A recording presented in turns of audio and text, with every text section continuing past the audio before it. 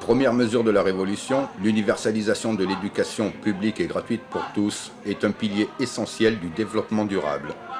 Principal instrument des libertés individuelles et sociales, elle est à Cuba une priorité.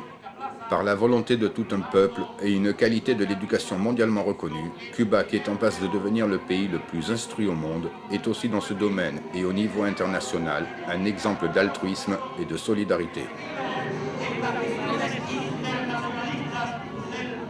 La educación es lo que convierte a la criatura que nace en un ser humano.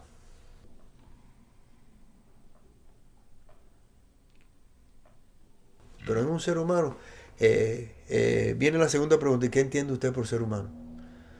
Bueno, el ser humano se acerca más a lo humano en la medida en que es solidario, en la medida en que es colectivista, en la medida en que es capaz de trabajar para sí y para los demás, en la medida en que es capaz de hacer cosas no solamente por el dinero o las ventajas que va a recibir, sino porque tiene una estructura ético-moral y cultural que le permite realizar esas acciones y en la que él se beneficia espiritualmente tanto como aquel que recibe el resultado de su acción. En esa medida el ser humano es humano. Esa formación excluye la guerra, excluye la discriminación, excluye la exclusión. Y hay un aspecto que la humanidad necesariamente va a tener, tiene que superar, y la educación es un instrumento para eso. Y es adquirir la conciencia de los retos y los peligros a los que se enfrenta la humanidad. Una de las cosas, para poner un ejemplo concreto de lo que quiero decir, una de las cosas en las que nosotros hemos puesto el énfasis en nuestra colaboración internacional es ayudar a otros países pobres a alfabetizar a su población no alfabetizada. Y hemos ayudado a los venezolanos, a los nicaragüenses, a los mexicanos, a muchos países de África, sí, inclusive, a desarrollar campañas de alfabetización. Y por eso el método asesorado por los cubanos y desarrollado por los cubanos, Yo Sí Puedo, se ha desarrollado, existe en español, en inglés, en francés, en quechua, en guaraní, en aymara, en creol. Y el otro aspecto es que a la educación pueden acceder todos los seres humanos. Y la práctica ha demostrado que sí, que si nosotros lo hacemos bien, que si los profesores tienen la suficiente calidad como profesores y suficiente conocimiento de la asignatura o las disciplinas que están impartiendo, si esas niñas y esos niños se alimentan adecuadamente y tienen un entorno familiar y comunitario adecuado, sí pueden acceder y sí pueden llegar, porque los conocimientos no son privativos de los hijos de los ricos, de los hijos de las personas que tienen recursos económicos. ¿Por qué las universidades del mundo están llenas de personas con recursos económicos? Porque son los que la pueden pagar, son los que tienen los recursos necesarios para enviarlos a esos lugares. Pero eso no quiere decir que si las personas que vivimos en los países subdesarrollados tuviéramos la alimentación, las familias las posibilidades de empleo, las familias la posibilidad de satisfacer las necesidades básicas de su núcleo familiar y de mandar a las escuelas a esos niños sin tener que pagar por el servicio educacional, sino gratuito como es en Cuba, esos niños también pueden aprender y también pueden llegar a la universidad. Entonces esa es la concepción que tenemos y eso es la educación a la que aspiramos. Ahora, esa educación no se logra solo en la escuela, esa educación se logra a escala social. Y por lo tanto los medios masivos de comunicación tienen que estar en función de esa educación y no en función de la educación de la violencia, no en función de la educación del consumismo, no en función de la educación que estimula todo este tipo de actitudes que no se corresponden con las características de seres humanos. ¿Por qué la natalidad de Cuba se comporta como se comporta, independientemente de carencias de tipo material? Porque la mujer accedió a la cultura, a la educación y al empleo. Porque en la sociedad cubana la educación, la salud y el empleo se generalizó, se universalizó. Y por lo tanto, en esa misma medida, la cantidad de hijos disminuye, porque las parejas que toman la decisión de los hijos, de cuántos hijos tener, planifican esa decisión y tienen la posibilidad de que esa planificación se realice, porque tienen los medios para ejercerla. Y por lo tanto, nuestro crecimiento demográfico ha sido negativo en los últimos años y ya hasta es una preocupación para nosotros. ¿Dónde crece la población? En África, en las zonas más atrasadas de África, de Asia y de América Latina. La única forma de que esa población no crezca indiscriminadamente es llevar a esas sociedades la educación, la salud, el empleo, el desarrollo.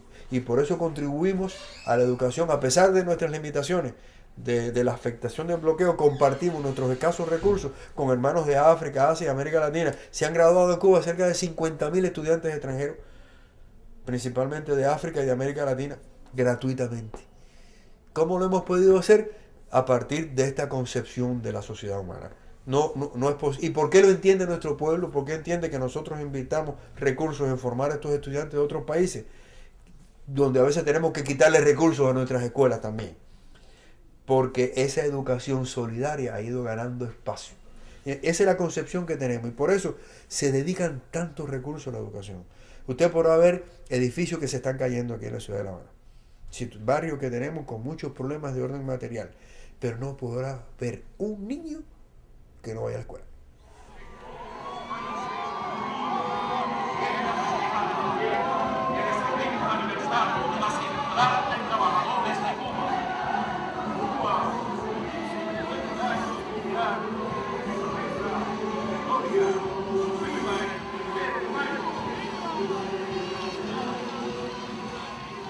Entonces por eso yo te decía que las brechas, las diferencias entre los países ricos y los países pobres es un problema de una falta de ética. No quiero utilizar palabras que después los que me están oyendo se sientan muy agredidos. Pero es que el hombre piensa según vive. Eso está en el marxismo. Entonces, una persona que para vivir no tiene un techo, tiene sus hijos y no puede alimentarlos, se le mueren a los 3 años de enfermedades prevenibles y que nadie se preocupó por ello. Entonces, tú hablarle de la capa de ozono y de que no pueden, porque su vida está concentrada en esos momentos en tratar de sobrevivir. Entonces hay que pensar, y por eso Cuba es tan solidaria con todas las necesidades que nosotros tenemos, porque aquí en Cuba y una situación económica tensa y el bloqueo y no tenemos acceso a las tecnologías y no tenemos acceso a la información y cada vez que vamos a algún lugar tratan de acorralarnos, porque esa es la realidad nuestra, ha sido la realidad de 50 años. Aunque tenemos muy buenos amigos norteamericanos, del pueblo norteamericano, solidarios con Cuba, y que desgraciadamente otros países han hecho eco. Y por eso nosotros cuando vamos también y hablamos de los derechos humanos, le digo, ¿de qué derecho humano tú me estás hablando? Si yo le doy comida a mi gente, yo educo a mi gente, le doy salud a mi gente, el 97% de los habitantes de este país tienen agua potable. Entonces, ¿de qué tú me estás hablando? ¿De qué derecho humano tú me estás hablando? Mi hijo tiene, mis nietos, tienen la escuela garantizada. Cuando un muchacho se enferma, la salud aquí es gratuita. Entonces, ¿dónde ha estado el sentido solidario de Cuba? Bueno, de ayudar en esto. Porque además una persona que no sepa leer, que no sepa escribir, ¿qué va a entender, compadre? ¿Qué va a entender? No puede entender. Entonces, por eso nosotros, tú ves que con todas las limitaciones que tenemos, ayudamos a que la gente aprenda a leer, a escribir, para que aprenda a conocer un poquito. Tratar de crearle un mínimo de salud, de saneamiento, de prevenir enfermedades. Tú sabes que Cuba ha trabajado la vertiente en la biotecnología de la vacuna para enfermedades muy importantes. Y nosotros hemos sido muy solidarios con los países de ese mundo. ¿Cuál es la función de la Escuela Latinoamericana de Medicina en Cuba? Formar médicos para ver si a esos países tú le puedes llevar sentimiento humano tan elemental. Yo creo que el tonto de su marido la convenció. Prendió su auto, borró sus hijos y se largó. Creo que la nieve quemó su cara, que se olvidó de lo que pasaba cuando nos dejó.